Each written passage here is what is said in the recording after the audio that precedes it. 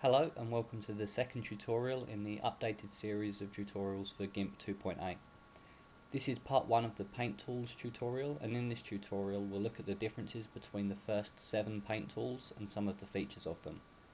There are 3 broad types we'll look at in the video. Firstly, there's the paint tools that affect a large area with a bulk fill.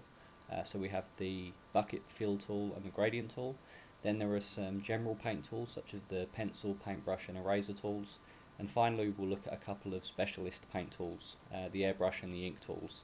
In the second part of this paint tools video we'll look at the remaining specialist tools, including the clone, heal, perspective heal, blur sharpen, smudge and dodge burn tools.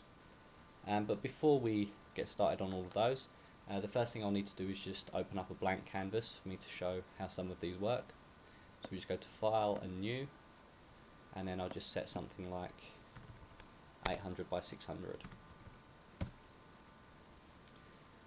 Okay, so as before with the selection tools, we could find all of the selection tools grouped together in tools up here and then selection tools.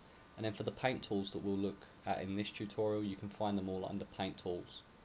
And as I said in my intro, we're just going to focus on these first 7. So the bucket fill, the blend, pencil, paintbrush, eraser, airbrush and ink.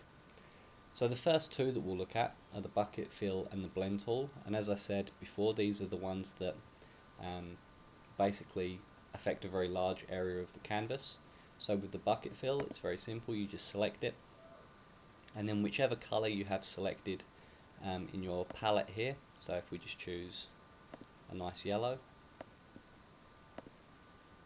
anywhere I click in the area that I have selected, very simply turns yellow. If I'd like to fill it in with the background color instead, what I can do is I can go down to my fill type down here and I can select BG color fill, and then that will use my background color, which is this white color here. So that's how we can just return to that. Now there's actually a shortcut key for that, which we're told about here, the control key.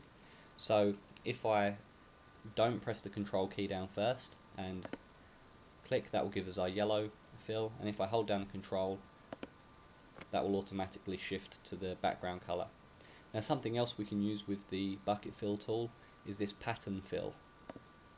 And the way the pattern fill works is basically you just pick one of the patterns that you have loaded into the GIMP, and in a future tutorial we'll look at how you can add your own patterns to this, but we'll just look at the built-in ones for the moment. You pick any of the patterns that you want, so red cubes, you click and it fills in everything that you've got there. So that's all very straightforward.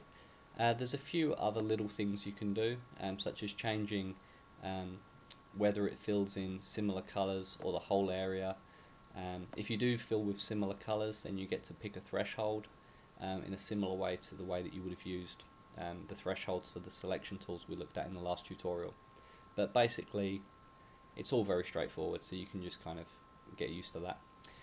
With the blend tool, that's very similar to the bucket fill in that it affects a whole area of the canvas, but it lets you fade from one color to another, and you do that by clicking, drawing a line, and then you can see that it fades from yellow to white as we have it here, and this will basically fade to whatever the foreground color is to the background color, and that's with the setting that I've got it on at the moment.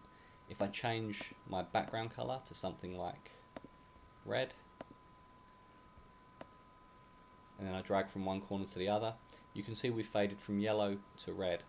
Now the way this particular blend tool works, if you have a very short line, the actual blending only takes place for the length of the line. Anything on the first side of the line will be a block of yellow, and anything on the other side of the line will be a block of red. So obviously the longer that line is, the more subtle the transition from one color into the next is. And what you can actually do, if I just zoom out for a second, you can actually use areas outside of the canvas that you're painting on as the beginning and ending. So that just kind of gives us a very murky kind of brown color really, or we can do it less so there.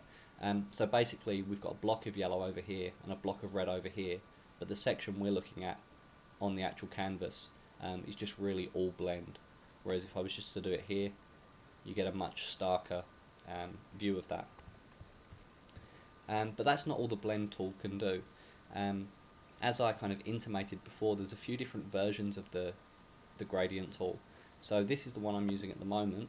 It's this foreground to background RGB. I can use the foreground to background hard edge, and you get a little image here of what that looks like, but that's fairly straightforward. It just gives us a hard edge, as you would expect. Then there's a few other ones. So some of these are just quite strange little things that you can use. So if you wanted to have a bit of fun with this, you could just play around with these and see what the different gradient tools are all capable of. So there's some that have a kind of lightsaber thing going on. Anyway, so you can just play around with these and see how they work. There's also options for, as you can see, this checker pattern that we've got there, or checked pattern, that actually means that the background is transparent, which is why it's not wiping out everything else. Whereas if I was to use this, then it obviously just paints over everything. But that's kind of the basics of the different versions of the gradient tool that we can pick from here. So I'll just go back to foreground to background. And then there's some other things that we can change as well, such as the shape of our gradient. So here the shape is very straightforward, just a line. But we can also experiment with some of these as well. So we have bilinear. So you can see that that just gives us the red, then the yellow, and then it fades back to red again. So that's kind of fairly straightforward from there. The radial one will give us a circle, and the line in this instance is actually the radius of the circle. So if you want the circle in the middle, you press in the middle, you draw out to the far edge, and then that gives you the radius of that circle, and then you can see that it just fades out to the background colour as you go from there. And then there's other ones that do similar things, so you can just kind of experiment with this and see what kinds of effects you get. It's quite Looney Tunes actually, I quite like that. So that's again fairly straightforward. You can just experiment with the different effects that you want, but I'm going to set mine back to linear because that is 90% of the time the only thing I use. Then for some more paint tools, we start to get a little bit more detailed with our paint tools. So these two, the pencil and the paintbrush, are very similar. The only real difference is that the paintbrush allows for, as it says, some smooth strokes, and it has anti-aliasing built into the paint tool, so it basically allows for softer edges and things like that. Whereas the pencil tool only allows for hard edges, no matter what kind of setting you've got over here. So this is quite a fuzzy brush, and you can see it kind of goes from, because it says it's hardness 50, we can see here there's a dark center, but then it kind of has a gradient to it. But if we use it, I'll just change that to black and white actually. If we use that, you can still see it has a hard edge. It's not fading out as much as you would expect with this type of brush. So the way a pencil works is you get a solid edge no matter what setting you're using it on. Most of the time that's not particularly useful, but if you're doing very fine detailed work and the way every single pixel gets manipulated is important, then you'd probably use the pencil to do more fine work. So if you're working on icons or very close up on buttons and that kind of thing, you can use your pencil. But I won't focus too much on all of these bits for the pencil because they're essentially the same as the ones for the paintbrush. So we'll look at the paintbrush now. So again, we can just go to Tools and Paint Tools and Paintbrush. And again, you can see we've got exactly the same options here, but if I do a stroke with this, you can see this is a very different looking line to the pencil tool that we used. So I'll just draw a pencil tool above it. So you can see the difference in hardness and softness, even though I haven't changed the brush. The brush for both of them is this round hardness 50.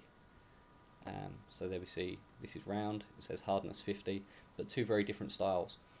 So basically the paintbrush allows you to use the soft edges that are built in and the anti-aliasing that comes with that. So some of the options we have with the paintbrush tool, we can do things like change the size of our brush. So this is just a regular size 20 brush. If I scroll this up, I get a very big brush. There's actually a shortcut key for that that's very helpful. If you use the square brackets on your keyboard, you can just scroll that down nice and easily. Obviously it's a bit slow to do from that size, but you get the idea. So that's just using the two sort of square brackets. And some other options that we have, we can do something called apply jitter. So I'll just turn down the size for this a little bit. Yeah, that'll be fine. If we apply the jitter, what we'll see is as we draw to begin with, it doesn't seem to make much difference, but as we turn the amount up, it scatters the paintbrush as we go. So if you're creating a kind of random texture that you need, then this can be quite useful for different artistic effects. I'll just turn that off for the moment. Now one of the tools I really like is this smooth stroke, which we can set a quality and a weight for.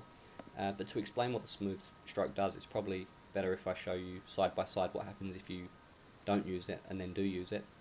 So to demonstrate, I'm just going to change my brush to a hard edged brush. So you can see it says hardness 100, and that size is fine. So if I try and draw something freehand, and I should explain I'm using a touchpad on a laptop, so if you've ever tried doing any graphics work with that, you'll know it's quite difficult. I'm going to try and draw a freehand E, so the letter E, and you can see that's what it looks like normally. And I'll just do another one for reference. So they're not great, they're not terrible, but you get the idea. If I turn on smooth stroke and then I turn up the quality and the weight, trying to draw a freehand E now, it slows me down, but it ends up rendering a much smoother series of curves. So it's just a way of adding an element of control and an element of sort of cleaner stroking really to the work that you do. It's not always the best thing to use, but I do find sometimes it's quite helpful if you're doing a lot of work by freehand and you just can't get something that looks good. It can be a good way of just making something a little bit, oh that's terrible. Whereas if I try and do this way,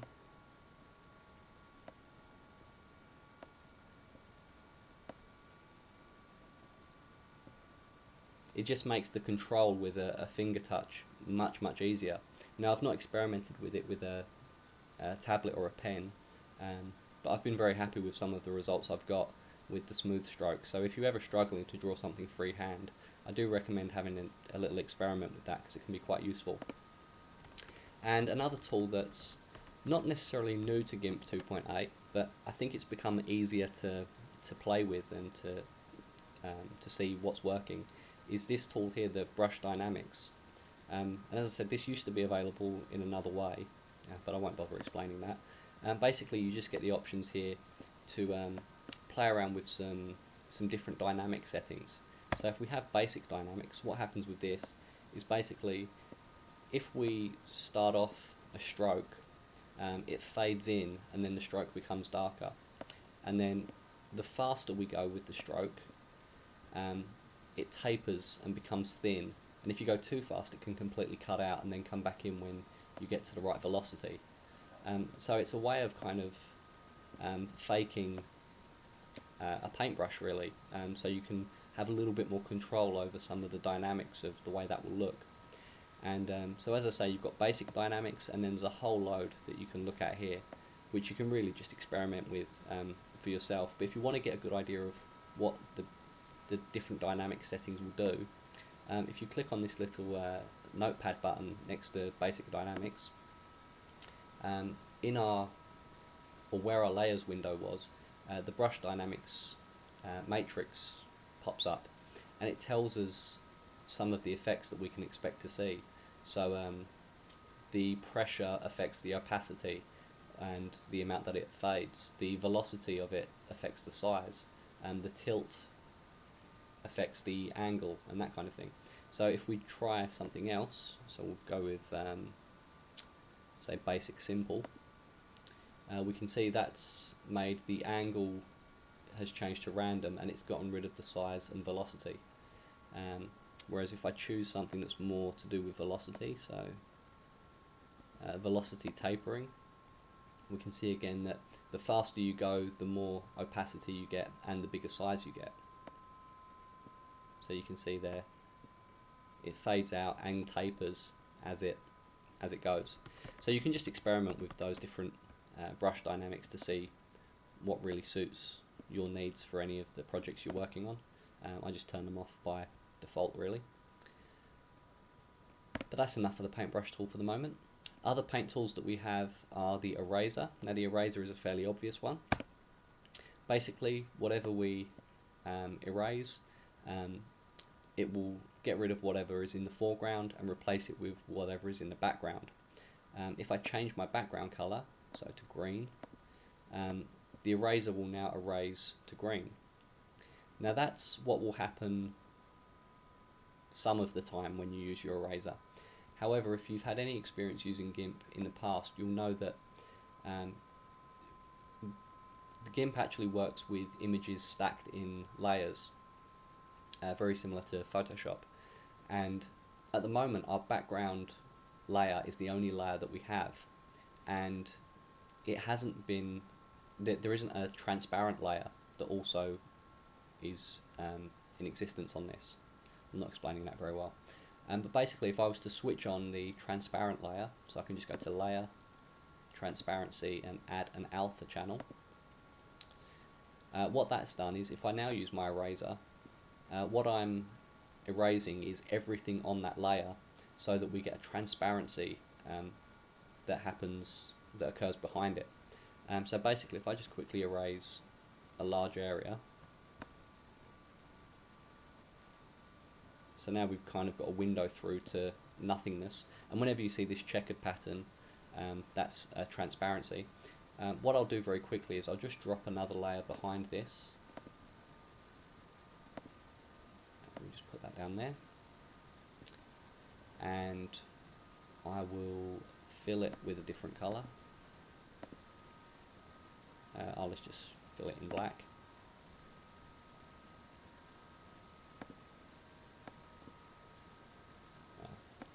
Using the wrong tool, use the bucket tool.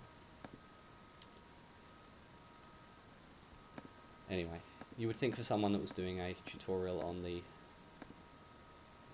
paint tools, I wouldn't be struggling so much to actually use the paint tools, but I'm rushing, I'm not thinking about it.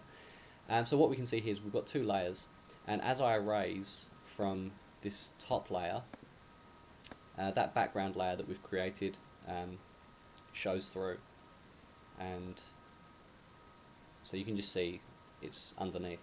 So it's basically just like we're cutting things out. Anyway, apart from that, the eraser is incredibly simple, so I'm not going to spend any more time talking about it. Another good thing about the eraser tool actually though is because it works the same as a paintbrush, you can change the brush that you have. So for example, if you wanted to use this funky little star, we can erase little stars, for example. Or if we wanted to erase something but have a slightly fuzzy edge to it, then we can do that as well. But anyway, in future tutorials when we start to use these tools for more practical things, you'll see why that's such a good thing. And then the final two tools that we're going to look at are the Airbrush tool and the Ink tool. We'll look at the Ink tool first, just because it's cool and I like it. Basically what this does is it allows for some kind of fine calligraphy. We've got our smooth stroke option again, which has exactly the same features to it as before, so I won't bother going through those. But what the Ink tool allows us to do is actually really change the nature of the brush that we're using, so that it can have quite an inky feel to it. So what we have down here is a series of shapes that we can use. So if we use this this round shape that we've got to begin with, and then in the middle here we've got some sort of I don't know what to call it really, a vertices or something that we can move around, and it changes the nature of the shape we've got which kind of changes the nib of the pen we're using. So if we make something like this, and then I was to do something like you know, a fake signature,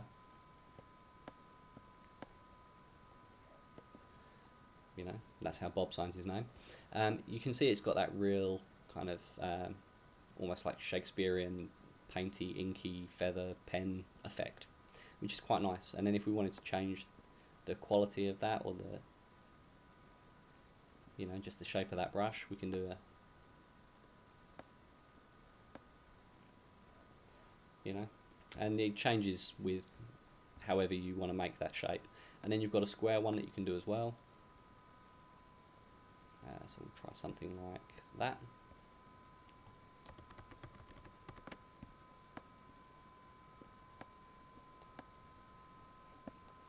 Nice and easy. Or we can use this kind of diamond one as well. Let's try something like that.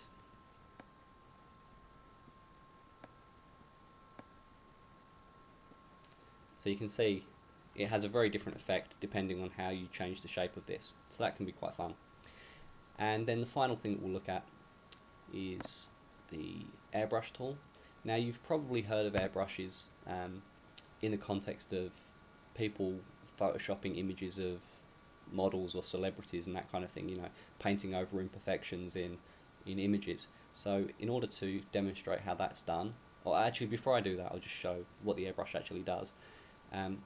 So the way the airbrush works is, if we imagine it basically being an air pressured paint application tool, when I hold down the mouse button for this, it gradually applies more and more paint as a steady stream. So obviously the slower you move, the darker the line you get, whereas if you move quite quickly, you kind of lose some of the paint application. And obviously the more you go over existing paint, the darker that paint gets. So that's fairly straightforward. You can do a few other things with it. Ooh, too far. We can make it motion only, so that even if I hold it down in one place, it doesn't change, but as I move, more paint gets applied, and then when we speed up, the paint actually gets darker. And then again, we've got things like smooth stroke and apply jitter and that kind of thing. But the way that airbrush is kind of typically understood to be used, if I just quickly pull up a photo to edit. Let's just say, for example, I wanted to, you know, get rid of this little mole on the top of my head there.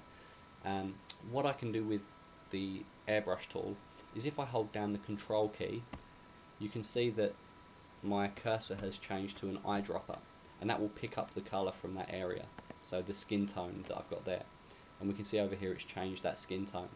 And then what I can do is just gently kind of apply a small amount of paint over that to kind of paint over that particular area. Now, I've done quite a haphazard job of that because I've chosen a very large brush size.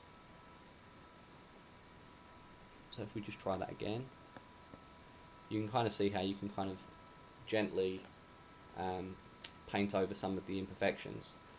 So again, if I just press Control and paint over this bit here, and then, I don't know, maybe this one over here, we could just, so this is kind of typically the initial way that people used to airbrush pictures.